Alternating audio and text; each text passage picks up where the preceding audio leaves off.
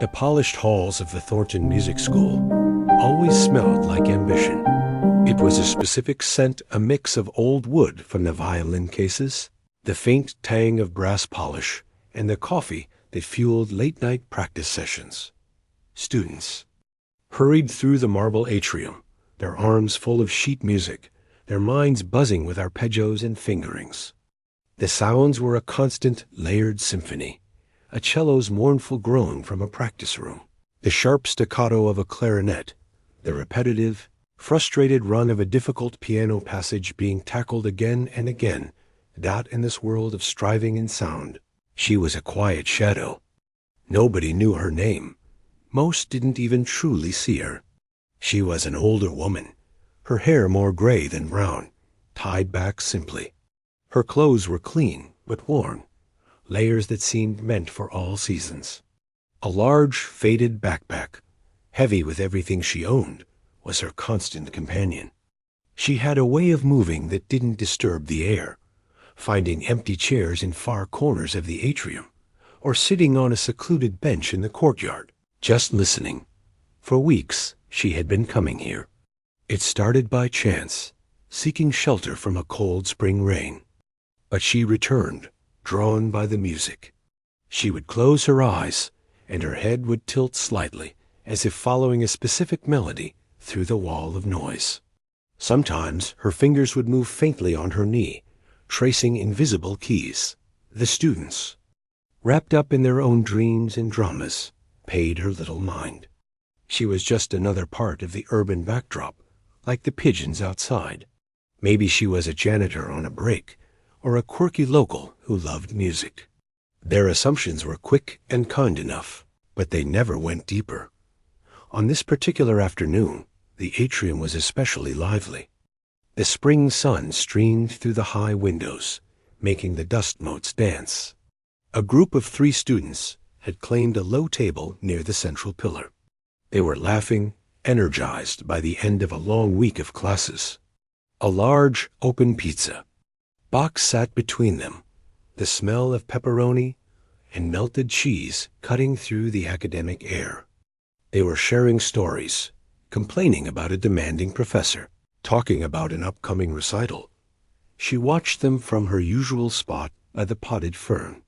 The sounds of their easy camaraderie were as distant to her as the music from the practice rooms. But the smell of the pizza was immediate, physical. A deep, empty ache in her stomach, one she had been ignoring for hours, suddenly became the only thing she could focus on. She had a few coins in her pocket, not enough. The campus cafe was a universe away, a place of bright lights and loud chatter where she felt too visible. Her eyes kept drifting back to the pizza, to the careless way a student took a second slice. The laughter seemed to grow louder, not from malice, but from her own acute sense of isolation. A war happened inside her. Pride was a luxury she'd shed long ago, but the fear of rejection, of being shooed away like a stray animal, was a cold, familiar weight. Minutes ticked by. The students finished their slices, the box still holding a few precious pieces. The decision, when it came, wasn't brave.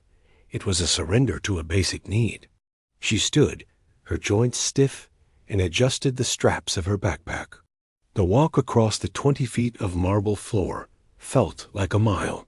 Each step echoed in her ears, louder than the piano sonata drifting from an open door. She stopped a polite distance from their table, waiting for a break in their conversation. They didn't notice her at first. She cleared her throat softly, a dry, small sound. One of the students, a young man with kind eyes behind wire-rimmed glasses, finally looked up. He blinked, his smile pausing.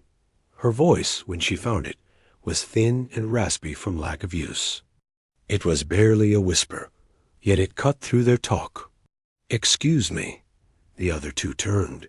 Their expressions weren't unkind, just curious, slightly puzzled by the interruption. She swallowed, her mouth dry. The rehearsed words tumbled out in a rush, aimed at the table more than at them. I was wondering, may I play for a piece of food?" There was a beat of silence. The request was so strange, so archaic, it took a moment to process. Play? For food? The young man with glasses glanced at his friends, a confused smile playing on his lips. He wasn't laughing at her, not really. It was a chuckle of bewilderment, a nervous reaction to a social situation he'd never encountered. He assumed she was homeless, maybe a little unwell. He thought she meant she'd sing a folk song, or play a harmonica from her bag. "Oh, sure," he said, his tone friendly but condescending, the way one might speak to a child offering a drawing.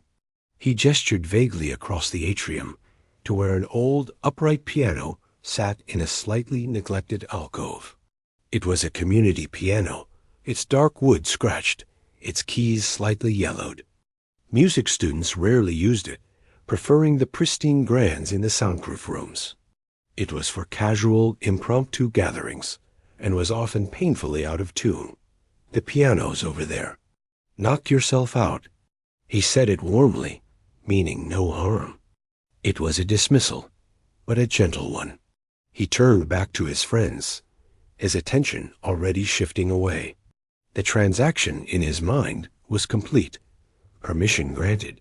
He even nudged the pizza box slightly in her direction, a silent promise. The woman didn't smile. She just gave a small, almost imperceptible nod. She walked toward the piano, her posture slumped under the weight of her pack.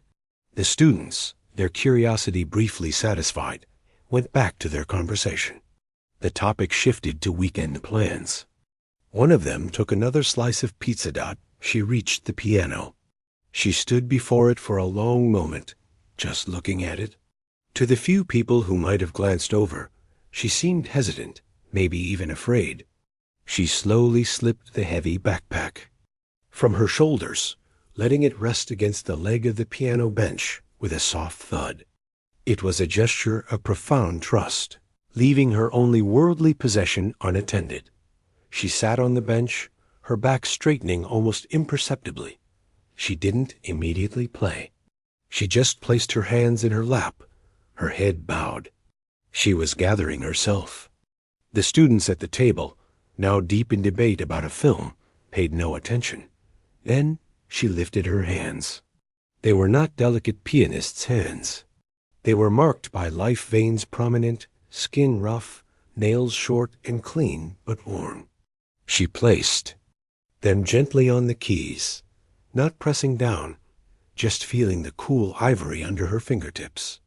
It was a touch of recognition, like greeting an old friend after a very long, hard journey. She took a slow, deep breath and let it out, and then she began. It wasn't a melody at first. It was a single chord.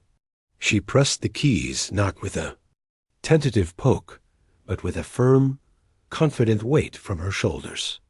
The sound that erupted from the neglected piano was astonishing. It was rich, deep, and complex, vibrating in the air of the atrium. It wasn't the tinny, sour note everyone expected from that old box. It was a sound that commanded the space. At the table, the young man with glasses stopped mid-sentence. His head snapped toward the piano. His friends fell silent. The woman's eyes were closed now. Her hands, those warm, strong hands, began to move. And they didn't plink out a simple tune. They flew. They danced. They carved the air with a waterfall of notes that were intricate, powerful, and heartbreakingly beautiful. The music that filled the hall was Chopin's Ballade, No. 1 in G minor, a piece of towering technical difficulty and emotional depth, a storm of passion and sorrow. The transformation was absolute. The slumped, invisible woman was gone. In her place was a conductor of her own private storm, her body swaying with the phrases, her face etched with a concentration that was both fierce and vulnerable. The forgotten. Piano sang under her command as it likely never had before. Conversations died all across the atrium. A practice room door opened, a violinist peering out, her bow frozen. A professor on the second-floor landing leaned over the railing, her papers forgotten. The janitor, pushing a broom down the hall, stopped and stood still. The three students at the table were statues. The pizza, the center of their universe moments before, was completely forgotten. The young man who had chuckled felt a hot flush of shame and awe spread through his chest. He had offered the piano as one might offer a toy to a toddler to keep them busy. He now realized he had unwittingly opened a door to a world he barely understood, and a genius he had failed completely to see. The music swelled, cascading through the sunlit hall, a story of lost grandeur and profound longing told without a single word. And it was only the beginning. The single chord hung in the air. It wasn't just a sound. It was a physical thing. It felt like a door being slammed open in a quiet house. The student with the wire-rimmed glasses felt the vibration in his chest. His mouth, which had been open to finish a sentence about a movie, stayed open. No words came out. His friends were frozen too. One had been lifting a paper cup of soda. His hand just stopped halfway to his mouth. The other was turned in her chair, her body stiff, her eyes wide and fixed on the woman at the piano. The casual, lazy mood of their afternoon was shattered. Everything was different now. The woman did not seem to notice. Her eyes were closed, her face tilted up slightly. Her hands, after that first commanding chord, began to move. And they didn't just press keys. They spoke a language. Her fingers ran across the ivory, and a river of notes poured out. It was complex and wild, but also deeply sad. It was the kind of music you hear in grand concert halls, recorded by famous pianists. Not here. Not on this old, scuffed-up practice piano in the middle of a busy atrium. For a few more seconds, the only sound was the music. Then other sounds stopped too. The distant squeak of a clarinet from a practice room cut off abruptly. The steady, frustrated tapping of a snare drum upstairs went silent. A door down the hall opened and closed softly, but no footsteps followed. People were listening. The music built. It had whispers and then roars.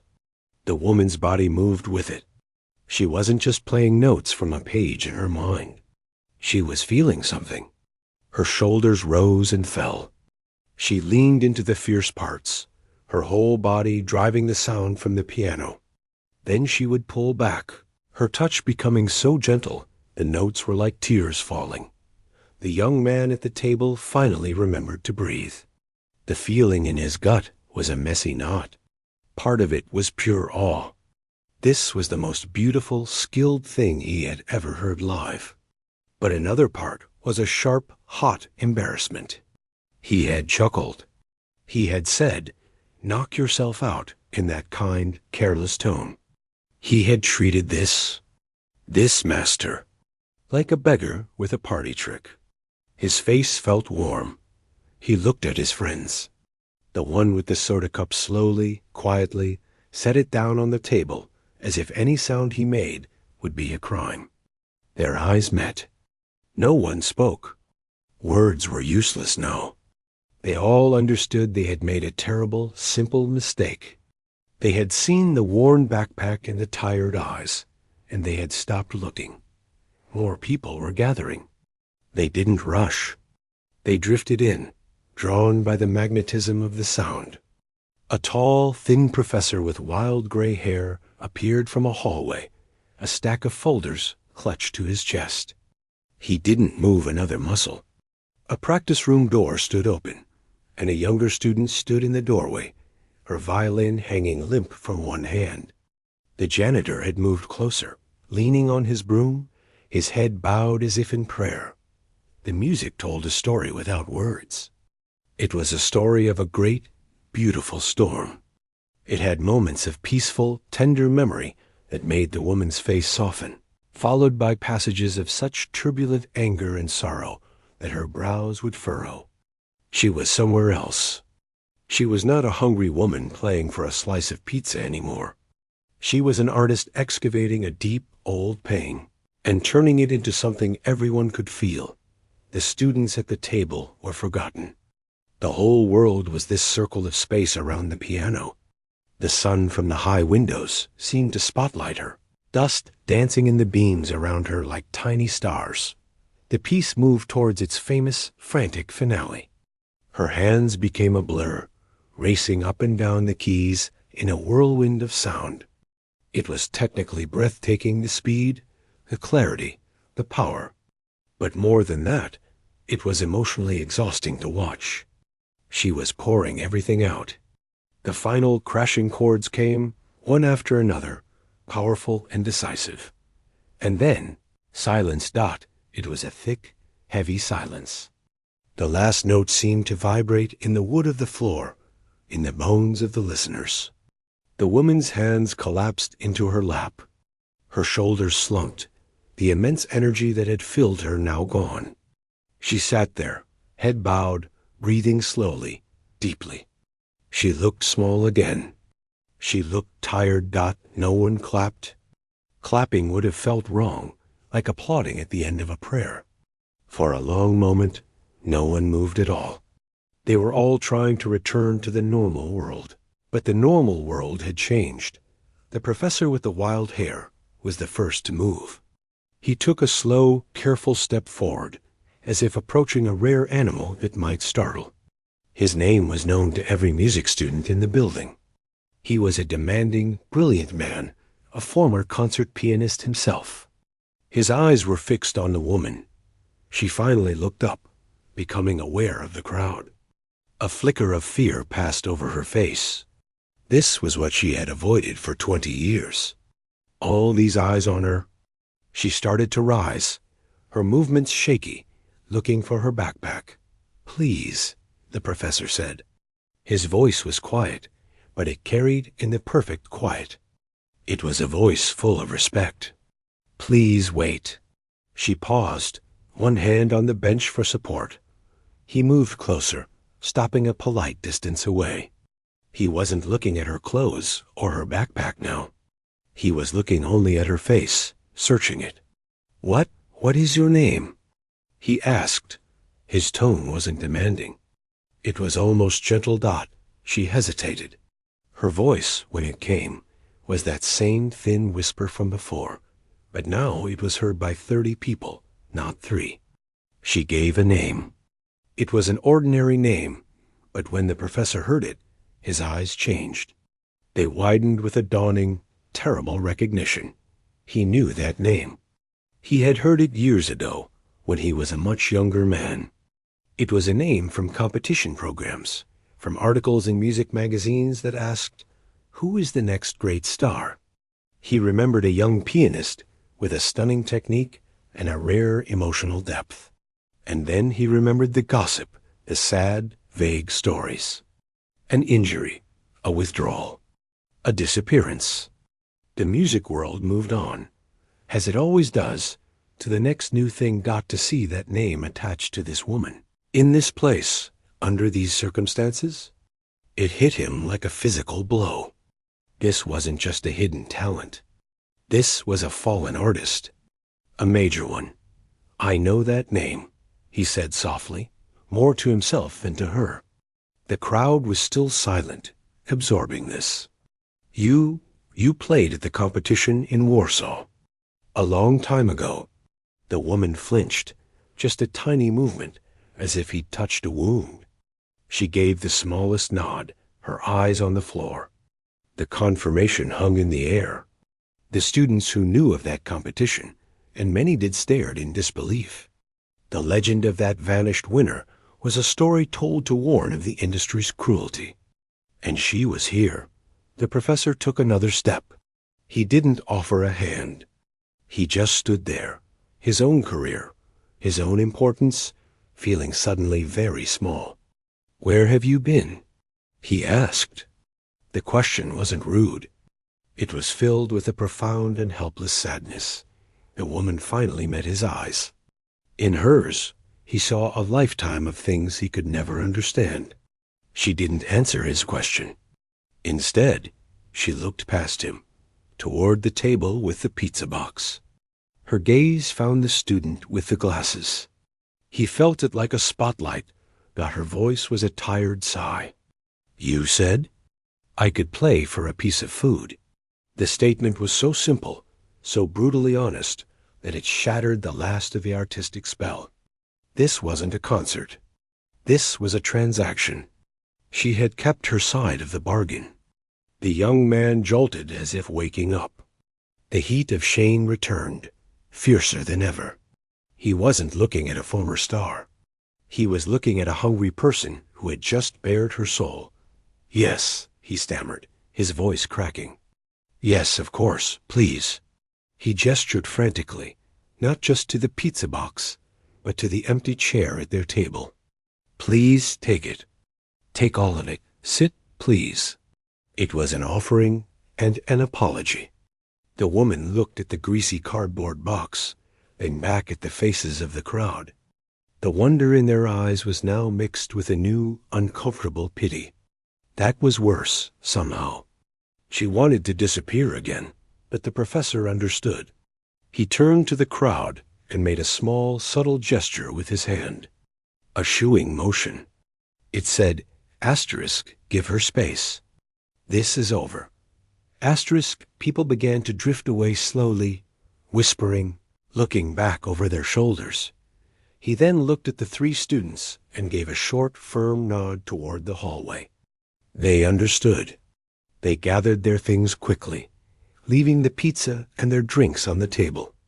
They left without a word, giving the woman and the professor the room. Finally, it was just the two of them by the piano. The echoes of the music were gone, replaced by the distant, hesitant sounds of the building starting up again, a far-off trumpet, the hum of the heating system. "Come with me," the professor said, not as an order, but as a quiet suggestion. "Let's go to my office. We can talk. Or not talk. But let's get you something proper to eat." He didn't reach for her backpack. He just waited. The woman looked at the abandoned pizza, then at the kind, serious face of the man who remembered who she was. For the first time in a very, very long time, someone saw her. Not the shadow, not the beggar, but the person she had been, and the artist she still was. It was terrifying. But the loneliness was worse. Slowly, she bent and picked up her heavy backpack, slinging it over one shoulder.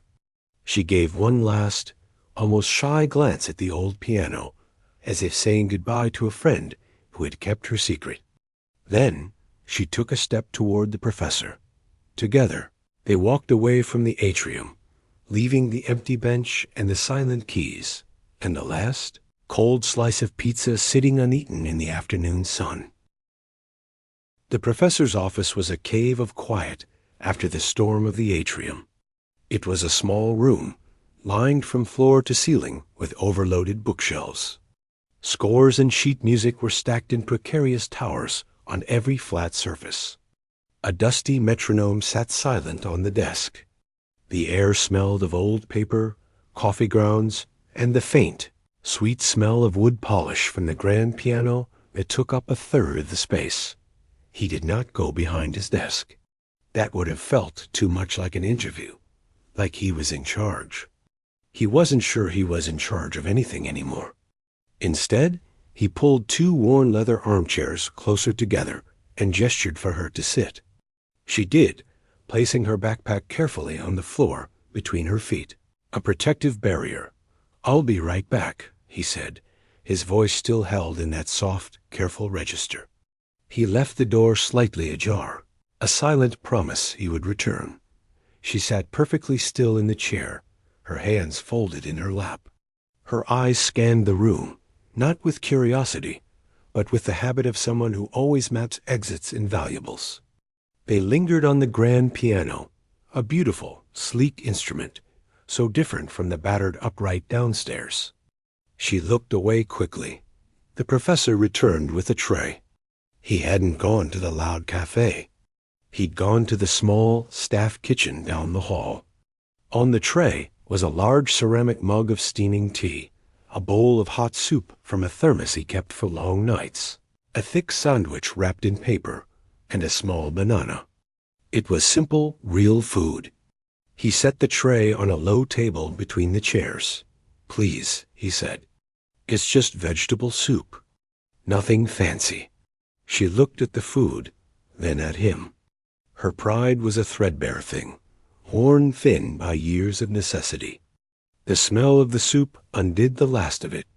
She nodded once, a sharp, grateful dip of her chin. She took the bowl first, cradling its warmth in her cold hands. She didn't slurp. She ate slowly, methodically, savoring each spoonful with a concentration that was heartbreaking. She was someone who knew the true value of a meal. He sat in the other chair, sipping from his own mug of tea, saying nothing. He let the quiet be. The only sounds were the distant, muffled sounds of a bassoon practicing in another room, and the soft click of her spoon against the bowl. When the soup was gone, and she had started on the sandwich, he finally spoke, not looking directly at her. Giving her space, "That ballade," he said softly. "Your interpretation of the coda. The anger in it. I've never heard it played quite that way. It wasn't just technique. It was a memory." She paused, a piece of sandwich halfway to her mouth. She didn't look at him, but her shoulders tightened slightly.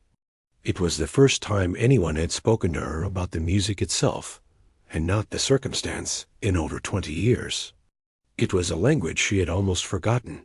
"It's how it feels," she said, her voice a little stronger now, warmed by the food.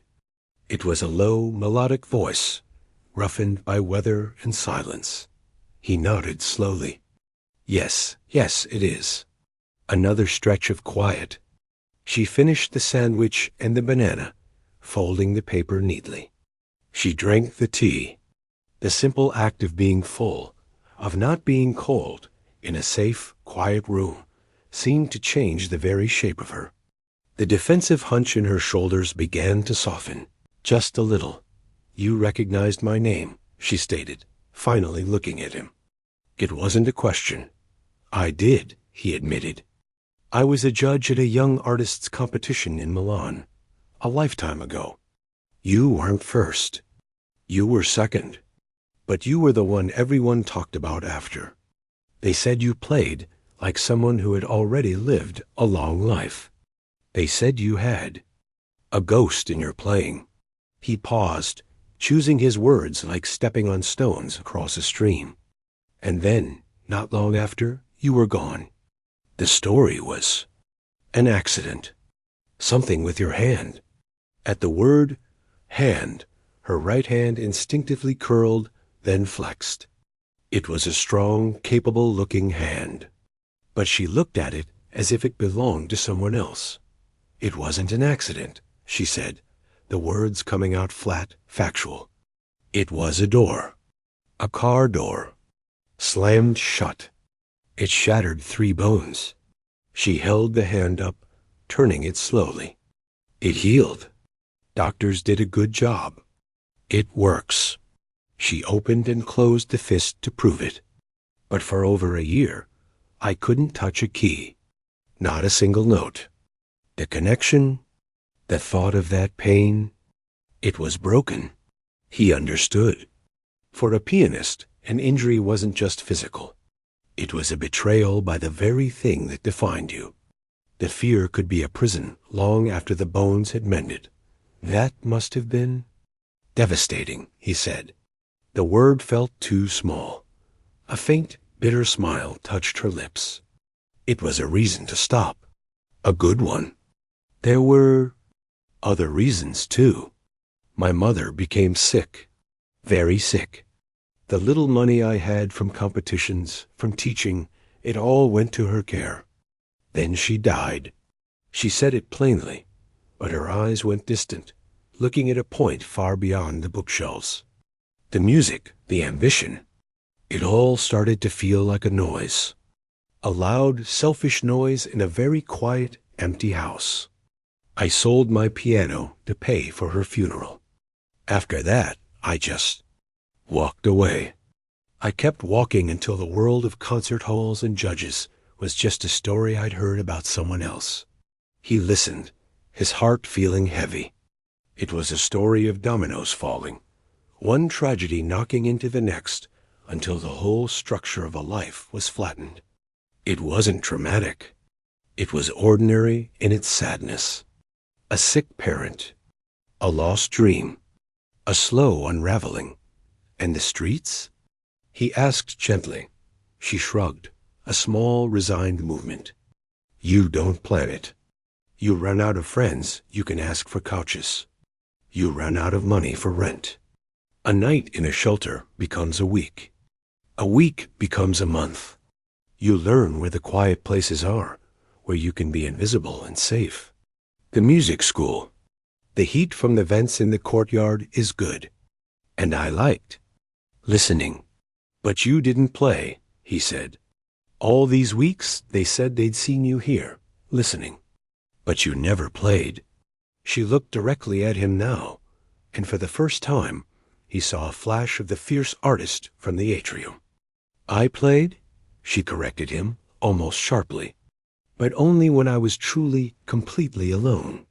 Late at night, sometimes, if a practice room door was left unlocked, or very early in the morning, I would play for 10 minutes, maybe 15, just to see if it was still there, to see if I could still feel the story in the notes.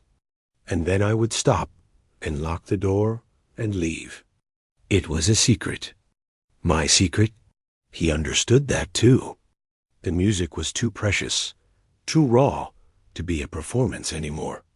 It was a private conversation with a lost self. What was different today? He asked. She looked down at her empty hands. Today I was hungrier than I was afraid, she said simply. The smell of that pizza, it was like an animal smell. It made the fear smaller. I thought I could play something simple. A few bars. Enough to earn a slice without shame. I thought they would hear a children's song and toss me a crust, and that would be that. She let out a long, shaky breath. But my hands, when they touched the keys, they remembered more than I did. They went to the first thing that ever felt real. They went to the ballade. There it was. The genius hadn't been a choice. It had been a muscle memory, a ghost stepping out of the shadows, because the door of hunger had been left open. The professor leaned forward, his elbows on his knees. What is your name? He asked again. Your full name. She told him. It was a beautiful name, with a rhythm to it. He repeated it quietly, giving it the weight it deserved. You cannot go back to the vents, he said, not as a professor, but as a man who had just seen a masterpiece in a landfill. It is not a question of charity. It would be a sin against music and against you. She shook her head, the fear returning. I don't want pity. I don't want to show. This isn't about pity, he said firmly. And it's not about a show. It's about a room. A quiet, private room with a lock on the door. And a key. He pointed to the grand piano in the corner. That one is mine. No one uses it but me. It is tuned every month. It has a gentle touch but a deep voice. You could come here. Anytime, day or night. You could play or not play. You could sit in the silence. You would be safe. He wasn't offering her the world. He was offering her a single quiet room. A sanctuary. It was the one thing she needed most, and the one thing she could not refuse. Tears did not fall. She had cried all those out long ago. But her eyes glistened, shining with a mixture of terror and a hope so fragile she hardly dared to touch it. Why? She asked, the single word holding a lifetime of distrust. The professor thought for a long moment. Because today, he said slowly, you gave my students a lesson I could never teach them in 100 years. You taught them to see. You reminded me why I do this. Not for the competitions, or the perfect performances. For the ghost in the playing. For the real story. Let me do this. Not for you. For the music. The music needs its ghosts to have a place to live. He held out a small silver key. It was the key to his office. She looked at it, then at his face, searching for the lie. She found none. Only a weary, sincere respect. Very slowly, as if reaching into a fire, she reached out. Her fingers, the same fingers that had just hours ago commanded a storm, closed around the cold metal of the key. She held it tight in her palm, feeling its edges press into her skin. It was the first thing she had owned in years that wasn't in her backpack. It wasn't an end. It was a single, solid note in a long silence. A place to begin, without anyone listening. The key felt like a living thing in her hand. It was small and cold, but its weight was enormous. It meant a locked door, a private space. For someone who had lived in the open, under the eyes of the world, that was a bigger gift than food or money. It was a piece of herself given back. The professor didn't make a big deal of it. He showed her the simple lock on his office door, how it turned smoothly. He told her his teaching schedule, the hours he was usually in the building. If the light is off and the door is locked, you'll have the room to yourself, he said. He also wrote down a phone number on a scrap of manuscript paper. This is a social worker I know. A good woman. She doesn't work for the city. She works for a church. She can help with things. A bed, for starters. No shelters. Just a bed. She took the paper, folding it carefully and tucking it into a deep pocket. She didn't say she would call. She just nodded. For the first few days, she didn't use the key. She stayed away from the music school entirely. The storm of feeling from that afternoon had left her drained and raw. She felt exposed, as if her skin had been peeled back. She wandered her usual routes, slept in her usual spots, but everything felt different. The memory of the piano's voice was a constant hum in her mind, competing with the noise of the street. On the fourth day, a cold rain began to fall in the late afternoon. It was a relentless soaking rain that found every gap in her layers. The vents in the courtyard would be steaming, but also crowded. She stood under a bus shelter, watching the water pool on the pavement, her hand clenched in her pocket around the silver key. The fear was still there, the fear of being a burden, of owing someone, of the quiet being a trick. But the rain was real, and it was cold. She walked to the music school. It was evening now. The halls were quieter, lit by soft pools of light from wall sconces. A few dedicated students hurried through with instrument cases, heading for practice rooms. They didn't look at her. She was just a woman in a wet coat. She stood in front of the professor's door for a long minute, listening. No sound came from inside. The hallway was empty.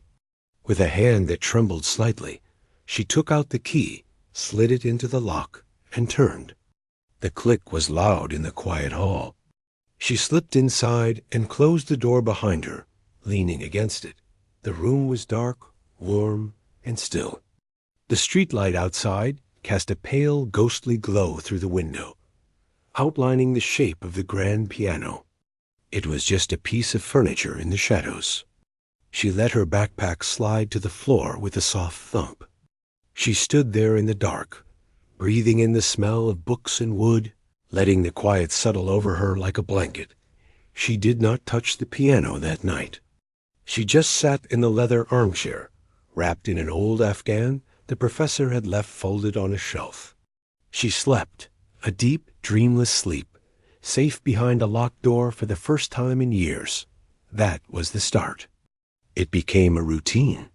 She would arrive in the evenings. Sometimes the professor was there, grading papers. He would glance up, give a small smile, and say, "The kettle's fresh," before going back to his work. It wasn't intrusive. It was just a fact. She would make tea, sit quietly, maybe look at a book of art prints from his shelf. Other times, the room was empty, and it was her sanctuary. A week after she got the key, she called the number. The woman from the church met her at a diner. She was older, with a calm face and hands that were always busy with a knitting project. She didn't ask for a story. She asked what she needed. "A roof, I suppose," the pianist said. Within 2 days, the woman had arranged a small, clean room in a boarding house run by an elderly couple. It wasn't fancy, but the door locked, and it was hers. She paid for the first month with money from a temporary cleaning job the social worker also helped her find. It was honest work. It made her tired in a good way. And still, she did not play the piano in the office. It sat there, beautiful and silent. It felt too big, too significant. The upright in the atrium had been a stranger, a tool. This piano was an audience waiting for a performance. One night, about 3 weeks after the atrium, the professor was working late. He was scribbling notes in a score, a frown of concentration on his face. She was sitting in her usual chair, sipping chamomile tea, watching the moonlight on the piano's lid. Without looking up from his papers, the professor spoke, his voice casual. "It's a Flemish painting, you know." She blinked. "What is?" "The middle section of that ballade. The lyrical, questioning heart. It always made me think of a painting by Vermeer. A woman in a quiet room, light from a window, everything still and full of unasked questions." He tapped his pen on the score. "I could never get that feeling right. My fingers want to make it sing, but it needs to be a thought, a quiet thought." He said nothing more. He went back to his scribbling, but he had handed her a key of a different kind. He had spoken to her as a fellow musician, not as a project, not as a victim, but as someone who understood a technical and emotional problem. After he packed up and left for the night, wishing her a good evening, she remained. The room was dark again, lit by the single desk lamp she kept on. The piano was a pool of shadow. She thought about the Vermeer painting. She'd seen a print of one once. A woman reading a letter. The light was everything. The silence was loud. Slowly. She stood up. She walked to the piano. She didn't sit. She just lifted the fallboard, revealing the neat row of black and white keys. They gleamed in the lamplight. She reached out one finger and pressed middle C. The note was perfect. It was warm, round, and rich. It filled the small room and then faded, leaving a memory of sound in the air. Her breath caught. This was a different voice, a kinder voice. She sat down on the bench. It was padded and comfortable. She placed her hands on her knees, just as she had in the atrium. But this time, there was no crowd, no hunger, no fear of earning a meal. There was only the quiet, the moonlight, and the ghost of a single perfect note. She began to play. Not the ballade. Not yet. She played a simple Bach prelude. It was structured, mathematical, a gentle walk for her fingers. The sound was clear and beautiful. She played it through once, then again, a little slower, listening to the way the notes connected in the quiet room. Then she stopped. She closed the fallboard. Her heart was pounding, but it was a good pounding. It was the thrill of a secret, kept just for her. That was the second beginning. She started to play when she was alone. First, just exercises. Scales and arpeggios, feeling the strength return to her hands, relearning the geography of this particular instrument. Then, small pieces. A Mozart sonata. A Schubert impromptu.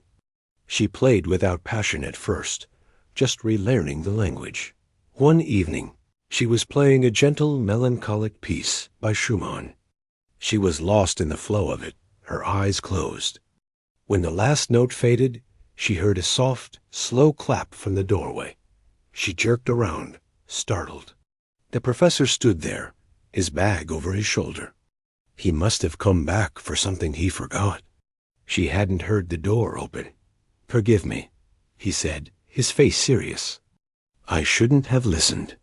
But I was in the hall, and I heard." That was true, Murray. You played it not like a dream, but like a memory of a dream. That is much harder.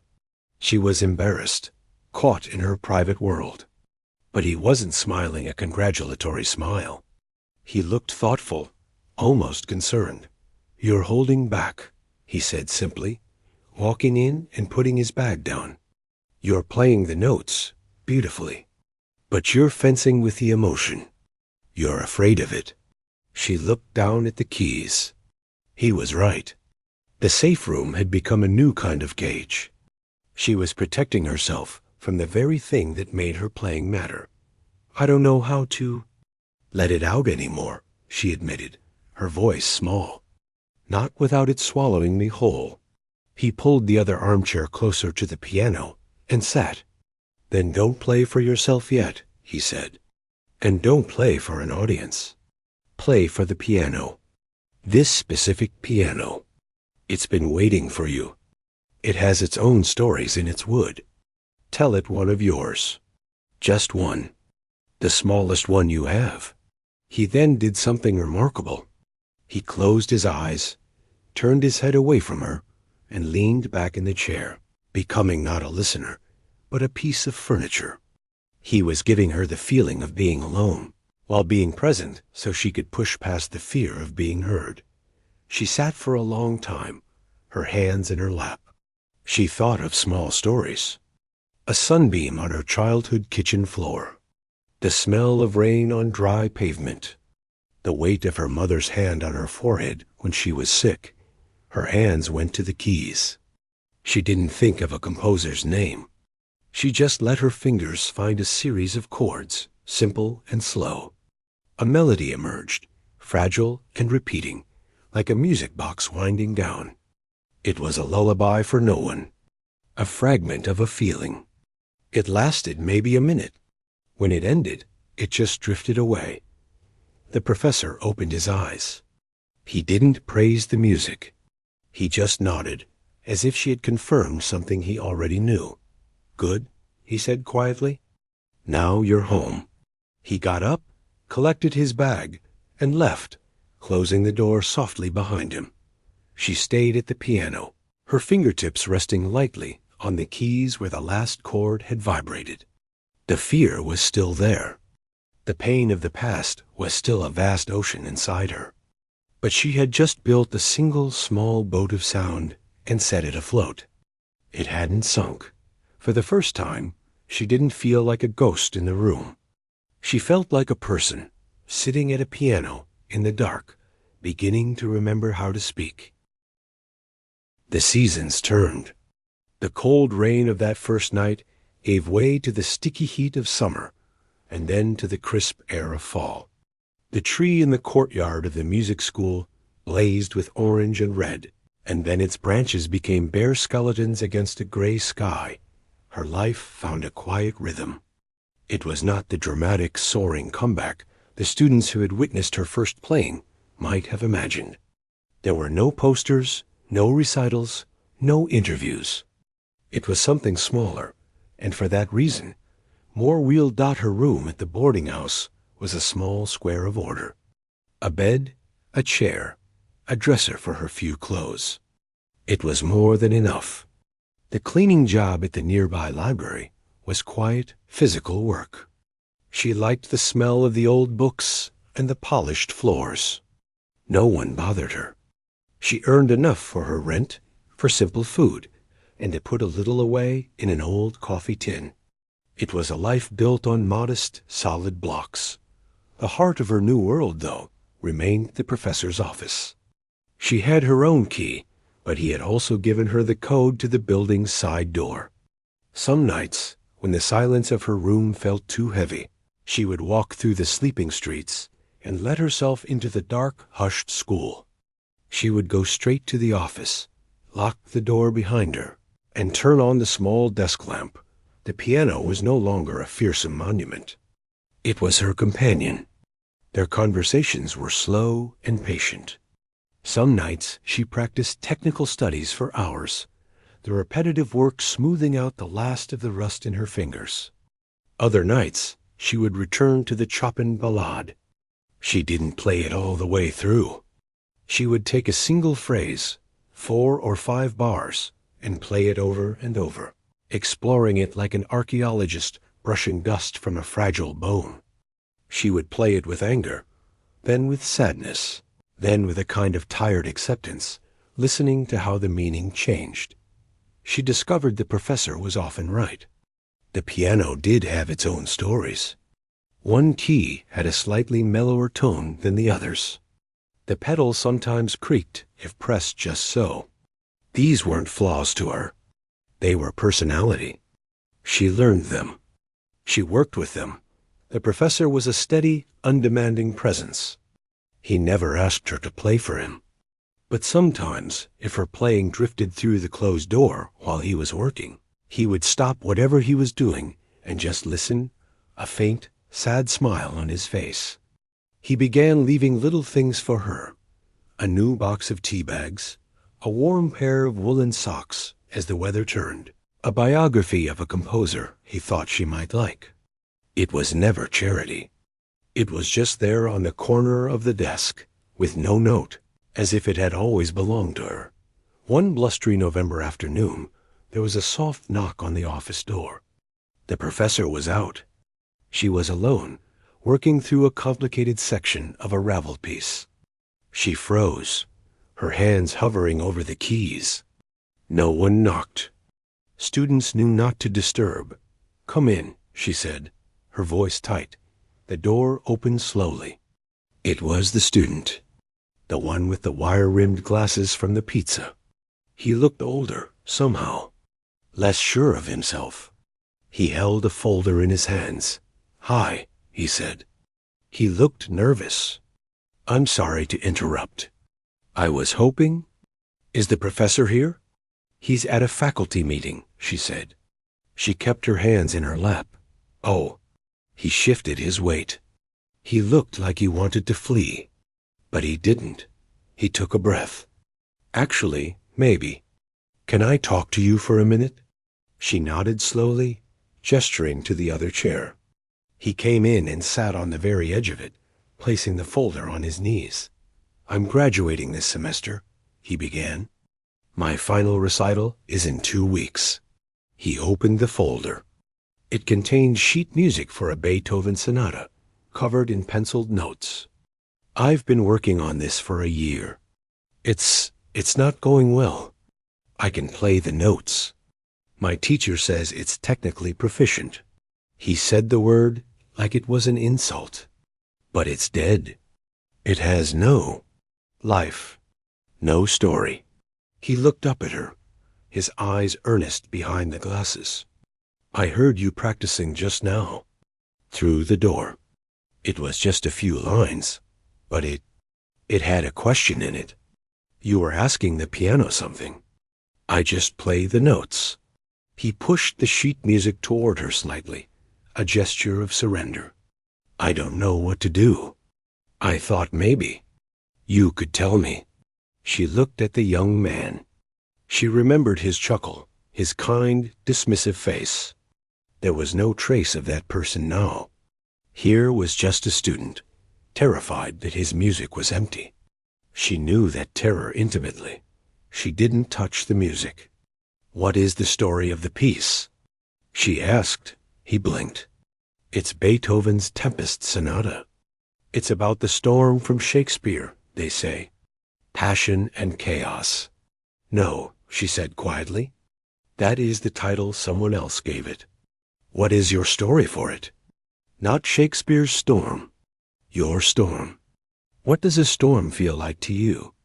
Not lightning and thunder. The storm inside. The one that makes you feel like you are breaking apart." He stared at her, utterly lost.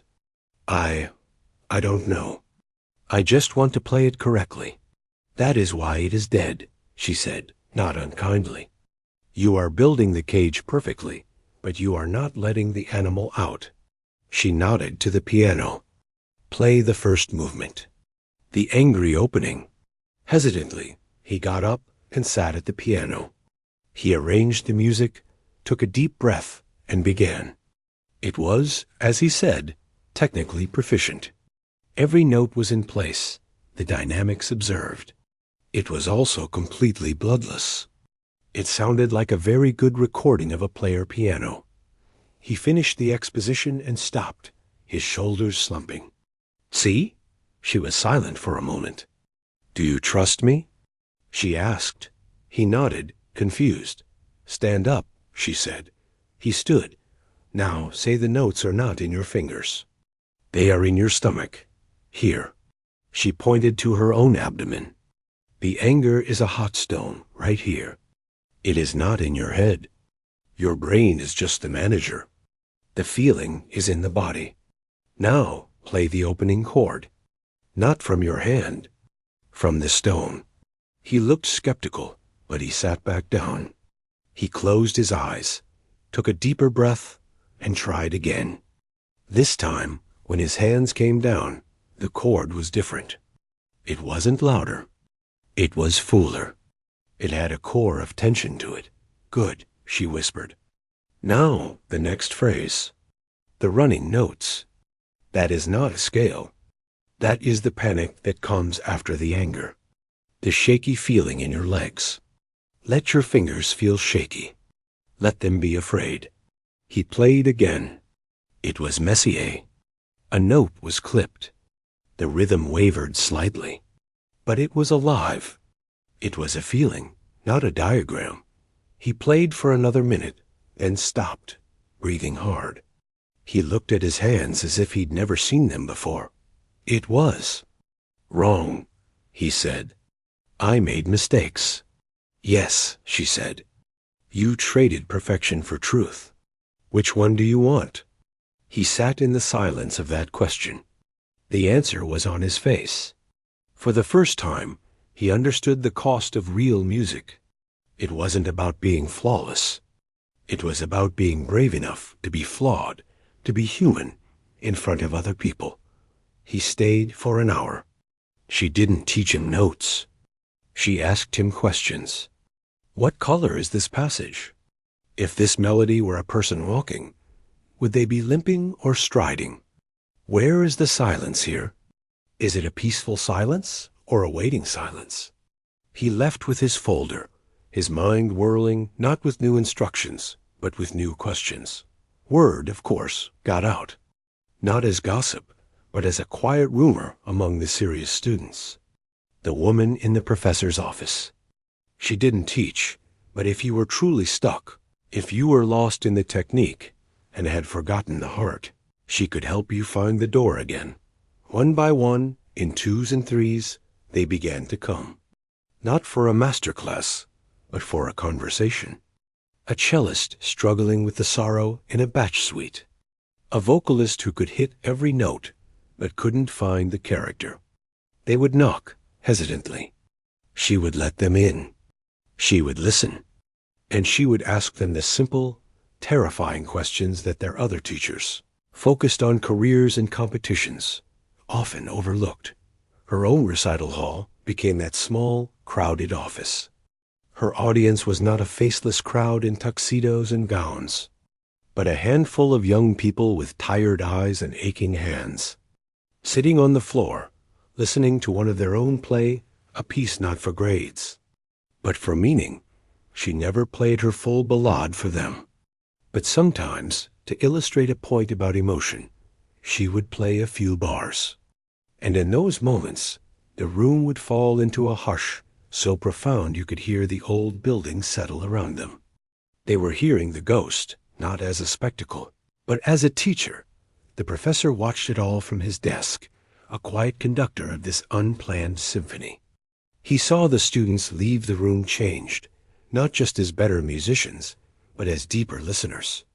They saw her, not as a homeless woman or a fallen star, but simply as the woman in the office who understood the secret language between the notes.